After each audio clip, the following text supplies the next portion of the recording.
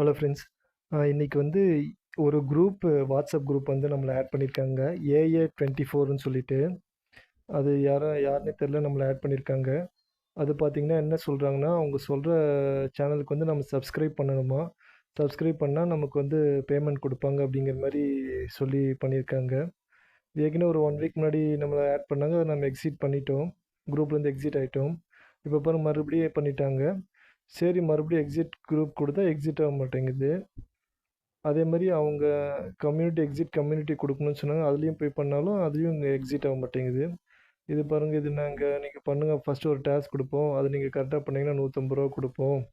அந்த மாதிரி நமக்கு சொல்லி வாட்ஸ்அப் மெசேஜஸ் வந்துட்டுருக்கு.